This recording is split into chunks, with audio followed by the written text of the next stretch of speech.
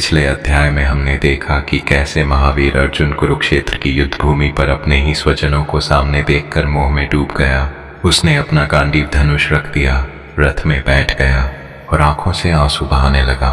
वो अर्जुन जिसके नाम से शत्रु कांपते थे, वो अर्जुन जिसने देवताओं से भी युद्ध किया था, वो अर्जुन उस क्षण का असहाय, टूटे हुए, भ्रमित मनुष्य की तरह बैठा था। और अब शुरू होता था गीता का दूसरा अध्याय, सांख्य योग। यह अध्याय गीता के सबसे महत्वपूर्ण अध्यायों में से एक है। कुछ विद्वान तो इसे संपूर्ण गीता का सार कहते हैं, क्योंकि इसमें वे सभी विषय संक्षेप में आ जाते हैं जिनका विस्तार आगे के अध्यायों में किया गया है। इस अध्याय में आत्मा का ज्ञान है, कर्मयोग है, स्थित प्रज्ञ की परिभाषा है और जीवन जीने की कला है। तो आइए इस अध्याय की कथा में प्रवेश करते हैं। संजय धृतराष्ट्र को बता रहे हैं कि युद्ध भूमि पर क्या हो रहा है। संजय ने कहा, हे राजन, उस समय अर्जुन की आंखों से आ रहे थे, उसका हृदय करुणा से भरा हुआ था, शोक में डूबा हुआ था और उसका मन पूरी तरह से विचलित था। हर और अश्रुपूरित नेत्रों वाले अर्जुन को देखकर भगवान श्री कृष्ण ने कहा, और यहाँ से कृष्ण बोलना शुरू करते हैं। पिछले पूरे अध्याय में कृष्ण चुप थे। उन्होंने अर्जुन को बोलने दिया, रोने दिया, अपना दर्द निकालने दिया, लेकिन अब समय आया था कि अर्जुन को सही मार्ग दिखाया जाए, उसके भ्रम को तोड़ा जाए, उसके अज्ञान के अंधकार को ज्ञान के प्रकाश से मिटाया जाए। है अर्जुन, तुझे यह मोह इस अनुचित समय पर कैसे हुआ? यह मोह ना तो श्रेष्ठ पुरुषों के योग्य है, न ही इससे स्वर्ग की प्राप्ति होती है और न ही इससे कीर्ति मिलती है। हे पार्थ, इस नपुंसकता को त्याग दे, यह तेरे योग्य नहीं है। हे परंतप, हृदय की इस तुच्छ दुर्बलता को छोड़ और उठकर खड़ा हो। कृष्ण के ये शब्द बहुत कठोर हैं, बहुत तीखे हैं। उन्होंने अर्जुन को सीधे सीधे कहा, यह नपुंसकता है। अब सोचिए, एक ऐसा व्यक्ति जो रो रहा है, जो टूटा हुआ है, उसे कोई नपुंसक कहे तो कैसा लगेगा? लेकिन कृष्ण जानते कि इस समय अर्जुन को सहानुभूति की नहीं बल्कि झकझोरने की जरूरत है। कभी कभी प्रेम कठोर होता है, कभी कभी सच्चा मित्र, सच्चा गुरु वही करता है, न कि वह जो सुनने में अच्छा लगे। कृष्ण ने अर्जुन के अहंकार को चोट पहुंचाई। एक क्षत्रिय को नपुंसक कहना सबसे बड़ा अपमान था और कृष्ण चाहते थे कि यह अपमान अर्जुन के भीतर की सोई हुई शक्ति को जगा दे। लेकिन अर्जुन अभी भी मोह के जाल में फंसा हुआ था। उसने कृष्ण से कहा, है मधुसूदन, मैं रणभूमि में भीष्म पितामह और गुरु द्रोणाचार्य के विरुद्ध कैसे लड़ूं? कैसे उन पर बाण चलाऊं जो मेरे पूज्य हैं? इन महानुभावों को मारकर राज्य भोगने से तो अच्छा है कि मैं भिक्षा मांग कर खाऊं। यदि मैं इन गुरुजनों को मार भी दूं तो मुझे जो भी सुख मिलेगा वह उनके रक्त से सना हुआ होगा। अर्जुन ने आगे कहा, मुझे यह भी नहीं पता कि हमारे लिए क्या श्रेयस्कर है, लड़ना या न लड़ना, जीतना या हारना। जिन धृतराष्ट्र पुत्रों को मारकर हम जीना नहीं चाहते वही हमारे सामने खड़े हैं। वह बात कही जो सबसे महत्वपूर्ण थी। उसने कहा, कार्पण्डोषो बेहद स्वभाव पृच्छामि त्वां धर्म सम्मूढ़चेता सन्निश्चितन में शिस्ते हैं शादी महात्वा प्रपन्नम अर्थात कायरता रूपी दोष से मेरा स्वभाव नष्ट हो गया है। मेरा चित्त धर्म के विषय में भ्रमित हो गया है। मैं आपसे प्रार्थना करता हूँ, मुझे निश्चित रूप से बताइए कि मेरे लिए क्या श्रेयस्कर है। मैं आपका शिष्य हूँ, आपकी शरण में आया हूँ, मुझे शिक्षा दीजिए। यह श्लोक बहुत महत्वपूर्ण है क्योंकि यहाँ अर्जुन ने कृष्ण को अपना गुरु स्वीकार किया। इससे पहले तक कृष्ण अर्जुन के मित्र थे, सखा थे, संबंधी थे, लेकिन अब अर्जुन ने कहा, मैं आपका शिष्य हूँ। और जब तक कोई व्यक्ति को के सामने शिष्य नहीं बनता, समर्पण नहीं करता, अहंकार नहीं छोड़ता, तब तक ज्ञान की प्राप्ति नहीं होती। ज्ञान केवल विनम्र हृदय में ही प्रवेश करता है, अहंकारी हृदय में नहीं। अर्जुन ने अपना अहंकार, अपना वीरत्व, अपनी पहचान सब कृष्ण के चरणों में रख दी और कहा, मुझे रास्ता दिखाइए। अर्जुन ने एक और बात कही, मैं नहीं समझ पा रहा कि कौन सी वस्तु मेरे शोक को दूर कर। यदि मुझे शत्रुहीन समृद्ध राज्य भी मिल जाए, यहाँ तक कि देवताओं का अधिपत्य भी मिल जाए, तब भी मुझे नहीं लगता कि मेरा यह शोक दूर होगा। और इतना कहकर अर्जुन ने कृष्ण से कहा, मैं युद्ध नहीं करूँगा, और चुप हो गया। संजय ने धृतराष्ट्र को बताया, है राजन। इस प्रकार कहकर अर्जुन चुप हो गया।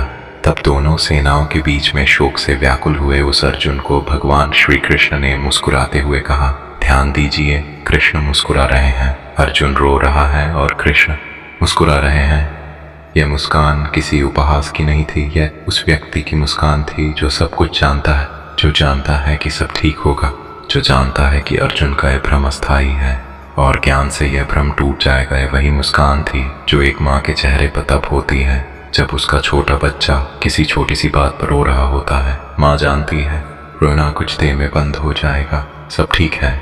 और अब भगवान श्री कृष्ण ने वह ज्ञान देना शुरू किया जो मानवता के इतिहास का सबसे गहरा, सबसे पवित्र और सबसे शाश्वत ज्ञान है। कृष्ण ने कहा, है अर्जुन, तू उनके लिए शोक करता है जिनके लिए शोक नहीं करना चाहिए, और पंडितों जैसी बातें करता है, लेकिन जो सचमुच ज्ञानी है वे न तो जीवित लोगों के लिए शोक करते हैं और न ही मृत लोगों के लिए। यह श्लोक एक बम की तरह गिरा अर्जुन पर। कृष्ण ने एक वाक्य में अर्जुन के सारे तर्कों को ध्वस्त कर दिया। अर्जुन बड़ी बड़ी बातें कर रहा था, कुल, धर्म, वर्ण, संकर, पाप, पुण्य, कि तू पंडितों जैसी बातें कर रहा है, लेकिन तू पंडित नहीं है। सच्चा पंडित, सच्चा नहीं, कभी शोक नहीं करता, न जीवन पर न मृत्यु पर। क्यों? यह जानने के लिए आगे सुनिए। कृष्ण ने कहा, ऐसा कोई समय नहीं था जब मैं नहीं था, या ये सभी राजा नहीं थे, और ऐसा भी कोई समय नहीं होगा जब हम सब नहीं होंगे। इस एक श्लोक में कृष्ण ने आत्मा के शाश्वत होने का सिद्धांत बता दिया। वे कह रहे हैं कि आत्मा सदैव थी, सदैव है। न कभी अभी आत्मा का जन्म हुआ है, न कभी आत्मा की मृत्यु होगी। आत्मा जन्मा है, अमर है, शाश्वत है, सनातन है। शरीर जन्मता है और मरता है, लेकिन आत्मा कभी नहीं मरती। कृष्ण ने इसे और स्पष्ट करते हुए कहा, जैसे इस शरीर में आत्मा बचपन, जवानी और बुढ़ापा प्राप्त करती है, वैसे ही आत्मा मृत्यु के बाद एक नया शरीर प्राप्त करती है। इसलिए धीर पुरुष इससे मोहित नहीं होता। यह बात बहुत गहरी है।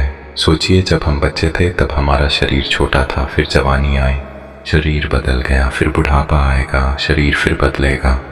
बचपन में भी मैं था, जवानी में भी मैं हूँ, और बुढ़ापे में भी मैं रहूँगा। यह मैं, यही आत्मा है। और जैसे एक ही जीवन में शरीर बदलता रहता है लेकिन आत्मा नहीं बदलती, वैसे ही मृत्यु के बाद भी केवल शरीर, आत्मा वही रहती है कुंती पुत्र। सर्दी गर्मी, सुख दुख, और विजयों के विशेष योग से जाते हैं, आते और जाते हैं, अनित्य हैं। यहाँ कृष्ण ने एक बहुत व्यावहारिक बताइए, तो ना दुख भी आएगा, जीवन में सुख आएगा और दुख भी आए। गर्मी के बाद सर्दी नहीं है, वैसे ही सुख के बाद दुख आता है और दुख के बाद सुख। कोई भी स्थिति स्थायी नहीं है, इसलिए ना सुख में अत्यधिक प्रसन्न हो और ना दुख में अत्यधिक विचलित। दोनों को समान भाव से सहन करो, यही ज्ञान है, यही धैर्य है, यही समत्व है।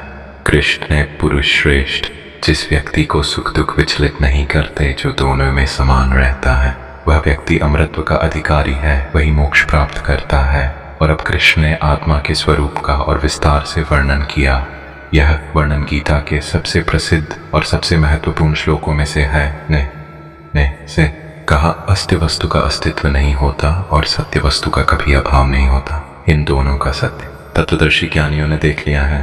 अर्थात जो सत्य है, जो वास्तविक है, वह कभी नष्ट नहीं होता, और जो असत्य है, जो मिथ्या है, उसका कभी वास्तविक अस्तित्व ही नहीं है। शरीर असत्य है क्योंकि यह नश्वर है, परिवर्तनशील है, अस्थायी है। आत्मा सत्य है क्योंकि यह शाश्वत है, अपरिवर्तनीय है, अमर है। इसलिए शरीर के नष्ट होने से शोक नहीं करना चाहिए, क्योंकि शरीर तो वैसे भी नष्ट होने वाला है, आज नहीं तो कल, और आत्मा का नाश कभी हो ही नहीं सकता। इसलिए आत्मा के लिए भी शोक व्यर्थ है। कृष्ण ने कहा, जिसने संपूर्ण शरीर में व्याप्त आत्मा को जान लिया, उसे अविनाशी समझ लिया, उसे कौन मार सकता है और कौन मरवा सकता है। हे अर्जुन, यह आत्मा न कभी किसी को मारती है और न कभी किसी के द्वारा मारी जाती है। और फिर आया वह श्लोक जो गीता का सबसे प्रसिद्ध श्लोक है, जो हर व्यक्ति ने कभी न कभी सुना है। सासिजिणी यथा विहाय नवानि गृह्णाति नरो पराणि तथा शरीराणि विहाय जीर्णान्यानि संयाति नवदेहि। अर्थात जैसे मनुष्य पुराने वस्त्रों को त्याग कर नए वस्त्र पहनता है, वैसे ही आत्मा पुराने शरीर को छोड़कर नया शरीर धारण करती है। कितना सरल उदाहरण है, कितना स्पष्ट है। हम रोज कपड़े बदलते हैं। क्या हम कपड़े बदलते समय रोते हैं? क्या हम पुराने फटे कपड़े छोड़ते समय शोक करते हैं? नहीं, बल्कि हम नए कपड़े पहनकर खुश होते हैं। तो फिर जब आत्मा पुराने जर्जर शरीर को छोड़कर नया शरीर लेती है तो शोक क्यों? यह तो स्वाभाविक प्रक्रिया है, यह तो प्रकृति का नियम है। कृष्ण ने आत्मा के बारे में और बताया, इस आत्मा को शस्त्र नहीं काट सकते, अग्नि नहीं जला सकती, जल नहीं गला सकता और वायु नहीं सुखा सकती। नैनम छिन्दन्ति शस्त्राणि नैम दहति पावका न चैनम क्लेदन्त्यापो न चोचयति मारुथा। यह श्लोक आत्मा की अमरता का सबसे शक्तिशाली प्रमाण है। कृष्ण कह रहे हैं कि संसार की कोई भी शक्ति आत्मा को नष्ट नहीं कर सकती दाग में डालो आत्मा नहीं जलती, पानी में डुबो आत्मा नहीं सूखती। आत्मा इन सब से परे है, इन सब से ऊपर है। कृष्ण ने कहा, यह आत्मा अछेद्य है, अदत्त है, अक्लेद्य है और अशोष्य है। यह नित्य है, सर्वव्यापी है, स्थिर है, अचल है और सनातन है। यह अव्यक्त है, अचिंत्य है और अविकारी है। कृष्ण ने कहा, हे अर्जुन, इसलिए यदि तू इस आत्मा को जानता भी नहीं और तू ऐसा मानता है कि यह आत्मा जन्म लेती है और मरती है, तब भी तुझे शोक नहीं करना चाहिए, क्योंकि जो जन्मा है उसकी मृत्यु निश्चित है और जो मरा है उसका जन्म निश्चित है। इसलिए जो अटल है, अवश्यंभावी है, उसके लिए शोक करना व्यर्थ है। यहाँ कृष्ण ने 2 दृष्टिकोण दिए, एक आध्यात्मिक और एक व्यावहारिक। आध्यात्मिक दृष्टिकोण यह है कि आत्मा अमर है, इसलिए शोक मत कर, और व्यावहारिक दृष्टिकोण यह है कि भले ही तू आत्मा में विश्वास न करे, तब भी जो जन्मा है वह मरेगा ही। यह प्रकृति का नियम है, इसे कोई नहीं बदल सकता, तो उसके लिए भी शोक मत कर। दोनों तरफ से देखो, शोक का कोई कारण ही नहीं है। कृष्ण ने कहा, सब प्राणी जन्म से पहले अव्यक्त थे, बीच में व्यक्त हैं और मृत्यु के बाद फिर अव्यक्त हो जाएंगे। इसमें शोक करने जैसी कौन सी बात है? यह बहुत गहरी बात है कि जन्म से पहले यह शरीर कहाँ था? कहीं नहीं, अव्यक्त था, प्रकट नहीं था। फिर जन्म हुआ, शरीर प्रकट हुआ कुछ वर्षों के लिए, और मृत्यु के बाद फिर अव्यक्त हो जाएगा, विलीन हो जाएगा। तो यह शरीर तो बस बीच का एक छोटा सा हिस्सा है, जैसे 2 अंधेरों के बीच एक छोटी सी रोशनी। और इस छोटी सी रोशनी बुझने पर इतना शोक क्यों? कृष्ण ने कहा, इस आत्मा को कोई आश्चर्य की तरह देखता है, कोई आश्चर्य की तरह इसके बारे में बताता है, कोई आश्चर्य की तरह इसके बारे में सुनता है, और कोई सुनकर भी इसे नहीं जानता। यहाँ कृष्ण कह रहे हैं कि आत्मा का ज्ञान अत्यंत दुर्लभ है, बहुत कम लोग इसे समझ पाते हैं। अधिकांश लोग सारा जीवन शरीर को ही सब कुछ मानते रहते हैं और आत्मा को जान ही नहीं पाते। अब आत्मा के ज्ञान के बाद कृष्ण ने अर्जुन को क्षत्रिय धर्म की बात बताई। कृष्ण ने कहा, हे अर्जुन, अपने धर्म को देखते हुए भी तुझे डगमगाना नहीं चाहिए। क्षत्रिय के लिए धर्मयुक्त युद्ध से बढ़कर और कोई कल्याणकारी कर्तव्य नहीं है। कृष्ण ने कहा, हे पार्थ, ऐसा धर्मयुक्त युद्ध यदि तुझे अपने आप मिल जाए तो सौभाग्यशाली क्षत्रिय ही ऐसा युद्ध प्राप्त करते हैं। यह तो स्वर्ग का खुला हुआ द्वार है। यहाँ कृष्ण ने अर्जुन को उसके स्वधर्म की याद दिलाई। अर्जुन क्षत्रिय है, योद्धा है, और योद्धा का धर्म है लड़ना, अन्याय के विरुद्ध खड़ा होना, धर्म की रक्षा करना। यह युद्ध कोई साधारण युद्ध नहीं है, यह धर्म विरुद्ध, अन्याय के विरुद्ध, अत्याचार के विरुद्ध इस युद्ध में लड़ना अर्जुन का कर्तव्य है, उसका धर्म है, और अपने धर्म से भागना सबसे बड़ा पाप है। कृष्ण ने कहा, और यदि तू इस धर्मयुक्त युद्ध को नहीं लड़ेगा तो तू अपने धर्म और कीर्ति दोनों को खो देगा और तुझे पाप लगेगा। कृष्ण ने कहा, लोग तेरी अपकीर्ति का वर्णन करेंगे और सम्मानित व्यक्ति के लिए अपकीर्ति मृत्यु भी बढ़कर। कृष्ण ने कहा, महारथी लोग तुझे भय के कारण युद्ध से भाग हुआ, और जो लोग तेरा सम्मान करते थे वे तेरी निंदा करेंगे। तेरे शत्रु तेरी सामर्थ्य की निंदा करते हुए तुझे अनेक प्रकार के कटु वचन कहेंगे। इससे अधिक दुखदायी और क्या हो सकता है? कृष्ण ने दोनों स्थितियां बताई। है अर्जुन, यदि तू युद्ध में मारा गया तो तुझे स्वर्ग मिलेगा, और यदि तू जीत गया तो पृथ्वी का राज्य भोगेगा। इसलिए है कुंती पुत्र, उठ और युद्ध के लिए निश्चय कर। कृष्ण ने कहा, सुख दुख लाभ हानि जय पराजय इन सबको समान समझकर युद्ध कर। ऐसा करने से तुझे कोई पाप नहीं लगेगा। यह बहुत क्रांतिकारी विचार है। कृष्ण कह रहे हैं कि कर्म करो लेकिन फल की चिंता मत करो। जीत और हार, सुख और दुख इन सबको समान मानो, केवल अपना कर्तव्य करो, बस यही निष्काम कर्म है। यही कृष्ण ने कहा, है पार्थ, अभी तक मैंने तुझे सांख्य योग का ज्ञान दिया, आत्मा का तत्व ज्ञान। अब बुद्धि योग और कर्म योग सुन। इस बुद्धि को प्राप्त करके तू कर्मों के बंधन से मुक्त हो जाएगा। कृष्ण ने कहा, इस योग में आरंभ का नाश नहीं होता और उल्टा भी नहीं होता। साभी आचरण महान भय से रक्षा करता है। यानी कर्मयोग ऐसा मार्ग है जिसमें कभी कोई प्रयास व्यर्थ नहीं जाता। थोड़ा सा भी प्रयास, थोड़ा सा भी अच्छा काम, वह कभी नष्ट नहीं होता है, और इस मार्ग पर चलने से कभी कोई हानि नहीं होती, केवल लाभ ही लाभ है। कृष्ण ने कहा, है गुरुनंदन, इस कर्मयोग में बुद्धि एकाग्र और निश्चयात्मक होती है, लेकिन जो अनिश्चयी हैं, जिनका मन भटकाव में बंट जाती हैं, उनकी बुद्धियां अर्जुन को बताया। कुशित ज्ञानी लोग वेदों की फूल भरी वाणी में मोहित होकर केवल सुख प्राप्ति और अच्छे जन्म के लिए कर्म कांड करते रहते। वे सोचते हैं कि यज्ञ करो, दान दो, कर्म कर्मकांड करो और बदले में स्वर्ग मिलेगा।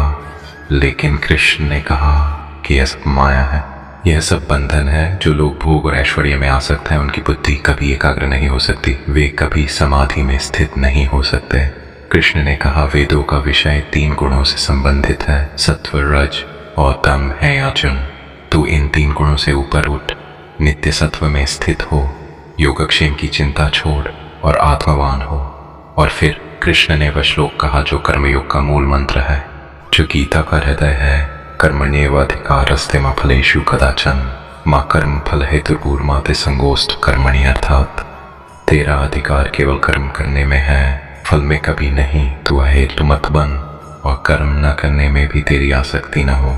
यह श्लोक, यह जीवन जीने की संपूर्ण कला समाई हुई है। कृष्ण चादि का केवल कर्म कमाई हुई है, यानी कर्म करना तेरा कर्तव्य है, तेरा धर्म है। कर्म फल में तेरा अधिकार नहीं है, यानी कर्म का फल क्या होगा तेरे हाथ में नहीं है। फल ईश्वर के हाथ में, प्रकृति के हाथ में है, परिस्थितियों के हाथ में है। तू केवल कर्म कर। तीसरी, तू कर्म फल का कारण मत बन, यानी मैं यह कर रहा हूँ इसलिए मुझे यह मिलना चाहिए। यह सोचकर कर्म और फल का सा संबंध नहीं है। बहुत सी शक्तियाँ, बहुत से कारक मिलकर फल का निर्माण करते हैं, इसलिए अपने आप को फल का एकमात्र कारण मत मान। चौथी, कर्म न करने में भी तेरी आसक्ति न हो, यानी यह मत सोच कि अगर फल की चिंता नहीं करनी है तो सोच और भी खतरनाक है आलस्य, कर्महीनता, निष्क्रियता। यह सबसे बड़ा पाप है। कर्म करना ही होगा, बस फल की आसक्ति नहीं होनी चाहिए। कृष्ण ने कहा है धनंजय, योग में स्थित होकर आसक्ति को त्याग कर सिद्धि और असिद्धि दोनों में समान भाव रखकर कर्म कर। यह समर्थ भाव ही योग कहलाता है। योगस्थ कुरु कर्माणि संगम त्यक्त्वा धनंजय सिद्ध सिद्ध्यो समो भूत्वा समत्वम योग उच्यते। यहाँ कृष्ण ने योग की एक अद्भुत परिभाषा देते हैं। समत्व ही योग है और सफलता में और असफलता में, जीत में समान भाव रखना, यही योग है, यही मानसिक संतुलन है, यही स्थिरता, यही शांति है। कृष्ण ने कहा सकाम कर्म बुद्धि योग से बहुत तुच्छ है अर्जुन। बुद्धि की शरण ले जो फल के लिए काम करते हैं, दीन है। कृष्ण ने कहा बुद्धि योग में स्थित व्यक्ति इस लोक में पुण्य और पाप दोनों को त्याग देता है, इसलिए तू योग में लग जा। कर्मों में कुशलता ही योग है। बुद्धि युक्तो जाति उभे सुकृत दुष्कृत है, तस्मात् योगाय युज्यस्व योग कर्मसु कौशलम। योग कर्मसु कौशलम, कर्मों में कुशलता ही योग है। यह भी योग की एक अद्भुत परिभाषा है। सही समय पर, सही तरीके से, सही उद्देश्य के साथ बिना आसक्ति के कर्म करना, ये योग है, यही कला है, यही जीवन जीने का सबसे श्रेष्ठ तरीका है। कृष्ण ने कहा बुद्धिमान व्यक्ति कर्मफल को त्याग कर जन्म मृत्यु के बंधन से मुक्त हो जाते हैं और परम पद को प्राप्त करते हैं। कृष्ण ने कहा जब तेरी बुद्धि मोह रूपी दलदल को पार कर जाएगी तब तू सुने हुए और सुनने योग्य वचनों से वैराग्य प्राप्त करेगा। जब तेरी बुद्धि जो शास्त्रों को सुनकर विचलित हो जाती है वह समाधि में अचल और स्थिर हो जाएगी, तब तू योग को प्राप्त करेगा। यहाँ तक सुनकर अर्जुन के मन में एक प्रश्न उठा और यह प्रश्न बहुत महत्वपूर्ण है। अर्जुन ने पूछा है केशव, स्थित प्रज्ञ यानी स्थिर बुद्धि वाले समाधि में स्थित व्यक्ति के क्या लक्षण हैं? वह कैसे बोलता है, कैसे बैठता है, कैसे चलता है? यह प्रश्न जानना चाहता है कि जो व्यक्ति सच्चा ज्ञानी है, जो मोह से मुक्त है, जो सुख दुख में समान है, वह बाहर से कैसा दिखता है, उसका व्यवहार कैसा होता है, हम उसे कैसे पहचानें? और कृष्ण ने जो उत्तर दिया वह गीता के सबसे सुंदर और सबसे व्यवहारिक अंशों में से एक है। कृष्ण ने स्थित प्रज्ञ के लक्षण बताए। कृष्ण ने कहा है पार्थ, जब कोई व्यक्ति अपने मन की सभी कामनाओं को त्याग देता है और आत्मा में ही आत्मा के द्वारा संतुष्ट रहता है तो उसे स्थित प्रज्ञ कहते हैं। प्रजाहाति यदा कामान सर्वान् पार्थ मनोक्तान् आत्मन्यवात्मना तुष्ट स्थित प्रज्ञस्तदोच्यते।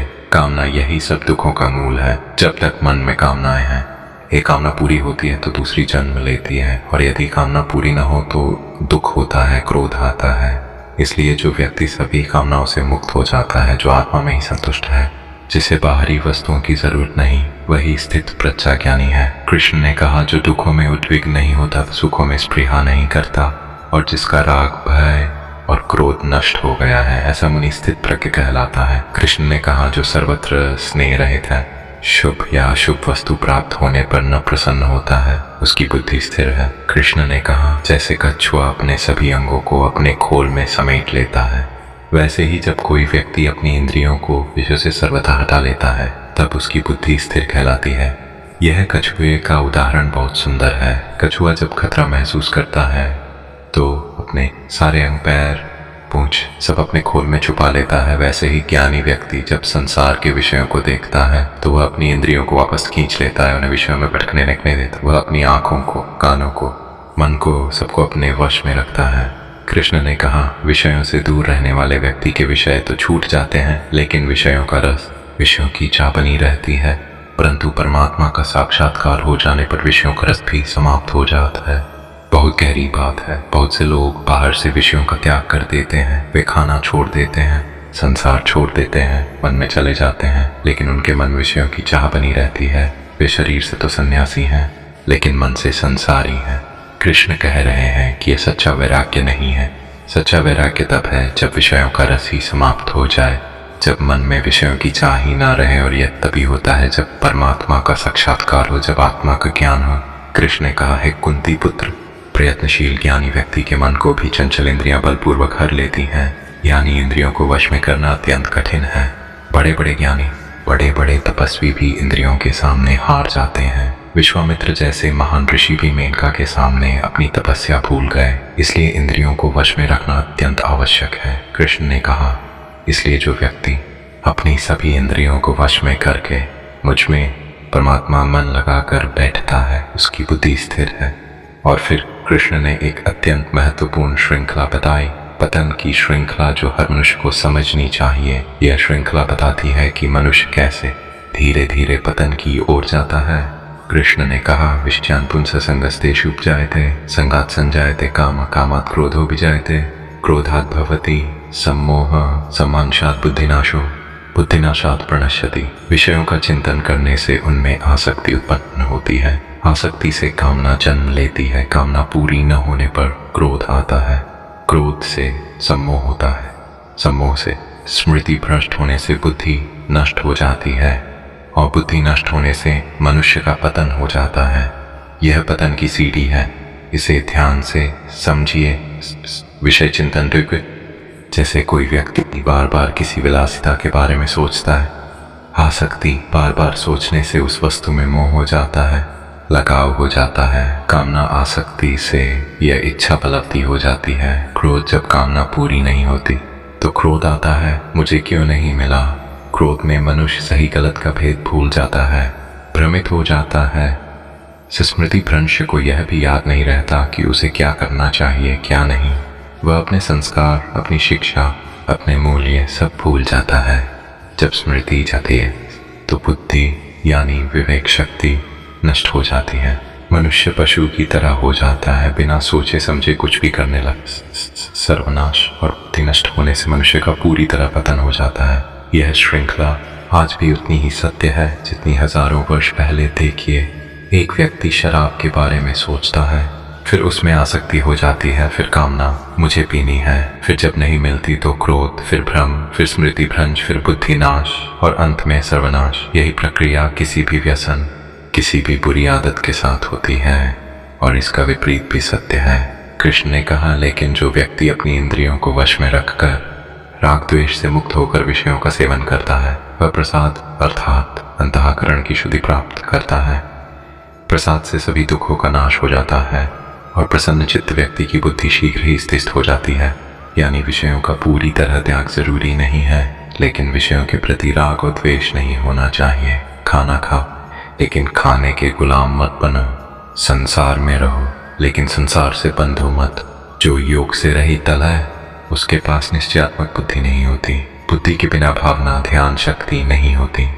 भावना के बिना शांति नहीं होती, और जिसे शांति नहीं उसे सुख कहाँ। यहाँ कृष्ण ने एक सीधी बात कही, बिना मन की शांति के सुख संभव नहीं है। आप कितना भी धन कमा लो, कितना भी ऐश्वर्य प्राप्त कर लो, कितने भी बड़े महल में रहो, यदि मन में शांति नहीं है तो सुख नहीं है। और मन की शांति तभी आती है जब इंद्रियां वश में हो, कामनाएं शांत हो और बुद्धि स्थिर हो। कृष्ण ने कहा, जैसे वायु नाव को जल में इधर उधर बहाल लाती है, वैसे ही चंचल इंद्रियों में से एक भी इंद्रिय जिस विषय में विचरती है वह मनुष्य की बुद्धि को हर लेती है। कितना सुंदर उदाहरण है। समुद्र में एक छोटी सी नाव, और नाव का कोई वश नहीं, हवा जिधर ले जाए उधर जाना पड़ता है। ऐसे ही मनुष्य का मन उसे उधर ले जाती है। कभी आंखें किसी सुंदर वस्तु की ओर खींचती हैं, कभी कान किसी मधुर ध्वनि की ओर, कभी जीभ किसी स्वादिष्ट भोजन की ओर, और मनुष्य बेबस होकर इन इंद्रियों के पीछे भागता रहता है। कृष्ण ने कहा है, महाबाहो, जिसकी इंद्रियां सब प्रकार से विषयों से वश में की हुई हैं, उसी की बुद्धि स्थिर है। और फिर कृष्ण ने एक अत्यंत सुंदर बात कही जो अध्याय 2 के अंतिम भाग में आती है। कृष्ण ने कहा, जो सब प्राणियों के लिए रात है उसमें संयमी पुरुष जागता है, और स्पांचराणीतद वह ज्ञानी सर्वभूतानां तस्या जागृति संयमी यस्या जागृति भूतानि स निशा पश्यतो मुने। यह श्लोक बहुत गूढ़ है। इसका अर्थ है कि सामान्य लोग और ज्ञानी व्यक्ति की दृष्टि बिल्कुल विपरीत होती है। सामान्य लोग संसार के विषयों में जागे हुए हैं, पद, प्रतिष्ठा, भोग, ये सब उनके लिए वास्तविक हैं, लेकिन आत्मा, परमात्मा, मोक्ष अंधकार जैसा है। वे इसे नहीं देख पाते, नहीं समझ पाते। ज्ञानी व्यक्ति आत्मज्ञान में जागा हुआ है। उसके लिए संसार के विषय रात जैसे हैं, मिथ्या हैं, स्वप्न जैसे हैं। जो सामान्य लोगों को सुख लगता है वह ज्ञानी को दुख लगता है, जो सामान्य लोगों को हानि लगती है वह ज्ञानी को लाभ लगता है। कृष्ण ने कहा, जैसे अनेक नदियों का जल समुद्र में मिलता है लेकिन समुद्र अचल रहता है, उसमें कोई विकार नहीं आता, वैसे ही जिस व्यक्ति में सभी कामनाएं उसे विचलित किए बिना समा जाती हैं, वही शांति प्राप्त करता है। समुद्र कामनाओं के पीछे भागने वाला समुद्र में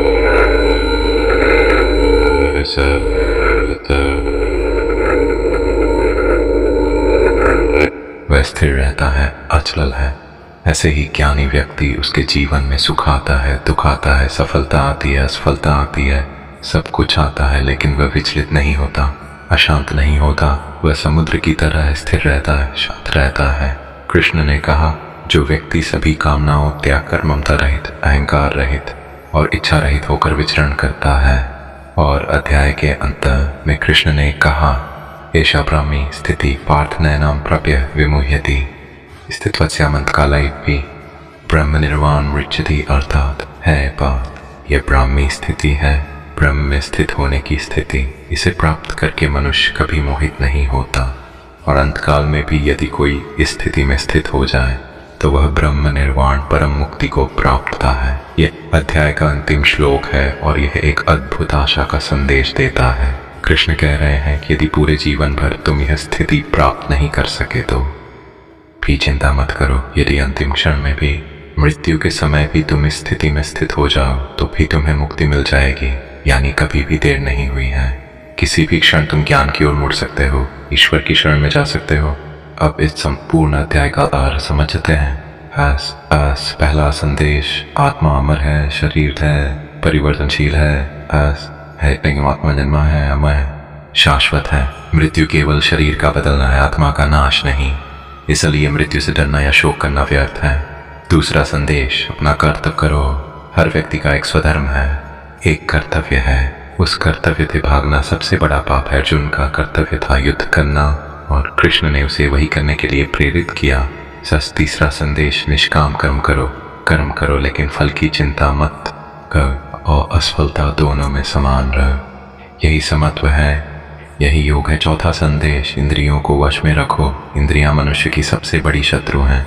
यदि इंद्रियों को वश में नहीं किया गया तो वे मनुष्य को पतन की ओर जाती हैं। विषय चिंतन से आसक्ति से कामना से सर्वनाश ते। यह पांचवा संदेश वस्तुओं से ते भीतर है, भोगों से ऐश्वर्य से शांति नहीं मिलती।